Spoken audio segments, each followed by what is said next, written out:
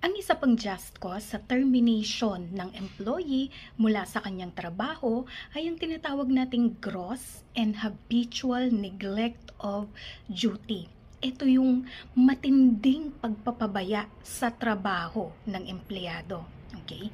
So, ang requisites nito para maging valid yung termination ng employee base dito sa gross and habitual neglect of duty, dapat may negligence ang empleyado sa kanyang trabaho. Pangalawa, yung negligence ay dapat na gross and habitual. Ibig sabihin, malala and paulit-ulit na lang na ginagawa ng empleyado ang negligence na to o paulit-ulit na lang niyang nagagawa.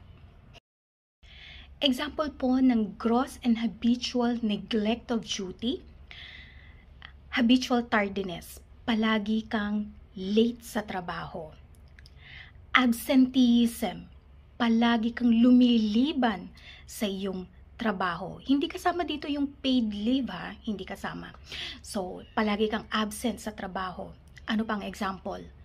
Abandonment ng iyong duty. Ano nga ba yung mga instances na masasabi nating may abandonment of duty?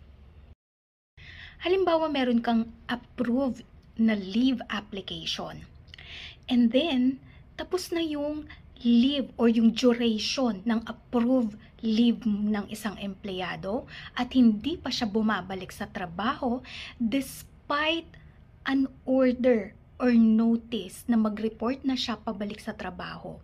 Pwede na siyang i-charge ng abandonment.